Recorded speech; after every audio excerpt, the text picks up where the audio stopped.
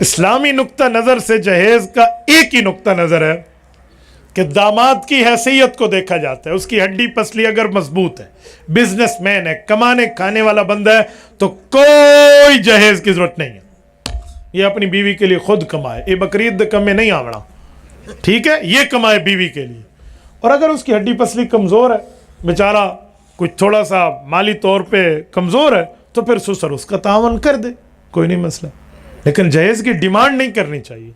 اتنا جہیز لاؤ، جہیز اتنا ہوگا تو شادی ہوگی. بھائی تمہیں تمہارا سسر اپنے دل کا ٹکڑا اٹھا کے بھی دے رہا ہے اور تم اس کے مال کے بھی لالچی بن چکے ہو.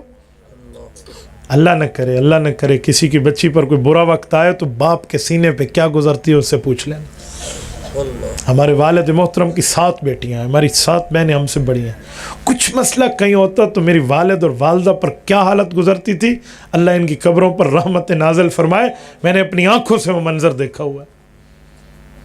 جس دن کسی کی بچی بیاہ ہو کر اس کی ڈیوڑی سے نکل رہی ہوگی نا، تو باپ سے پوچھنا، ماں سے پوچھنا کہ ان کے دل پر کیا گزر رہی ہے.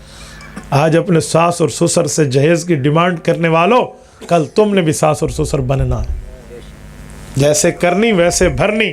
نہ مانے تو کر کے دیکھ، جنت بھی ہے دوزخ بھی ہے، نہ مانے تو مر کے دیکھ. تھوڑا گزارا. اس جہیز پر میں نے طلاقیں دیکھی ہیں. میرے نام کے ساتھ مفتی لگا ہے نا، تو لوگ ہم سے طلاق کے فتوے بھی لیتے ہیں. میں نے ایسے ایسے فتووں پر دستخط کیے ہیں جو صرف جہیز وجہ تھا اور کچھ بھی نہیں تھی، اور طلاق دے تھی. ایک ظالم نے کیوں طلاق دی ہے کہ یہ جہیز 2 نمبر لکڑی کا بنوا کے لائی ہے. یہ جو لکڑی ہے نا، یہ 2 نمبر ہے، یہ دیار نہیں ہے، یہ کوئی چائنا پڑتل کی ہے. چل بھائی لے جا. یہ وجہ طلاق ہوتی ہے، یہ ریزن آف دا ڈیورس ہے. اسے طلاق کی وجہ کہتے ہیں.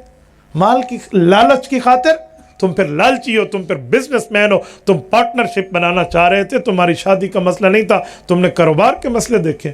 پھر اس سے اچھا تھا تو کوئی کھوکھا لگا لیتا، کہیں ریڑھی لگا لیتا، بہترین قسم کے آلو پیاز بیچ دیتا. دوسری کی بچی کی عزت کے ساتھ کھیلنے کی کیا ضرورت تھی؟ اور پتہ ہے ہوا کیا طلاق کی وجہ؟ یہ بچی گھر میں شادی کر کے گئی اور کوئی ایک پڑوسن میں کوئی خبیث صفت کی عورت ان کے گھر آئی اور آ کر کہتی ہے یہ تو 2 نمبر کرسی ہے، تمہاری جو گھر میں بہو آئی ہے نا، یہ کسی کام کی چیز نہیں ہے، 2 نمبر ہے. اسی پر لڑائی پڑ گئی. بھائی ایسے نہیں ہوتے. اچھا لوگ کہتے ہیں جہیز ہر صورت دو. ان سے پوچھو کوئی دلیل، کہتے ہیں ہاں حضرت اماں فاطمہ رضی اللہ عنہ کو حضور علیہ السلام نے جہیز دیا تھا. تو ان سے ایک سوال کیا کرو کہ حضور پاک کی کتنی بیٹیاں ہیں؟ بولیے 4. حضرت زینب، حضرت رقیہ، حضرت ام کلثوم، حضرت فاطمہ رضی اللہ عنہن، پیغمبر کی 4 لخت جگر نور نظر، پیغمبر کی 4 صاحبزادیاں. قرآن کریم میں کل ازواجک و بنات، بنت نہیں بنات، پیغمبر کی بہت سی بیٹیاں. بھائی سوال یہ ہے کہ حضرت فاطمہ کو تو جہیز دیا ہے، باقی 3 کو جہیز دینے کی بات کیوں نہیں آتی؟ اگر دینا ضروری ہے تو حضرت فاطمہ کو دے دیا. جو باقی بیٹیوں کے جہیز کے بارے میں روایات نہیں آتی، ادھر جناب کیا فرمائیں گے؟ بھئی اصل مسئلہ یہ ہے کہ داماد کی حیثیت دیکھیں. رسول اللہ کے پہلے 2 داماد ہیں، حضرت لقیط ابن ربی جن کو ابو العاص ابن ربی کہتے ہیں الاموی، دوسرے ہیں حضرت عثمان ابن عفان الاموی. دونوں بنو امیہ کے چشم و چراغ ہیں.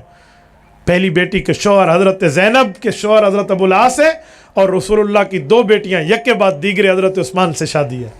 یہ دونوں بزنس مین آدمی ہیں، کھاتے پیتے ہیں، کوئی جہیز کی بات نہیں ہے. سیدنا علی المرتضیٰ رضی اللہ تعالی عنہ فائنانشلی مالی لحاظ سے کمزور ہیں. ایمانی لحاظ سے تو علی ہے نا، میں مالی لحاظ سے بات کر رہا ہوں. مالی لحاظ سے، معیشت کے لحاظ سے وہاں اتنی مضبوطی کی بات نہیں ہے. تو رسول پاک علیہ السلام نے بطور تعاون 2 چھاگل دیے ہیں، 2 سرانے دیے ہیں، 1 چکی دی ہے، 2 پینے کے گلاس دیے ہیں، اور یہ ترتیب دی ہے. اچھا تمہیں حضرت فاطمہ الزہرا رضی اللہ تعالی عنہا کے جہیز کی بات آپ کو یاد ہے، تو میرے بھائی پھر جہیز بھی وہی دو جو حضور نے دیا تھا نا. تم تو جہیز میں کہتے ہو موٹر سائیکل دے دو، مجھے کار دے دو، مجھے گاڑی دے دو. اپنی حیثیت کبھی آپ نے دیکھی ہے؟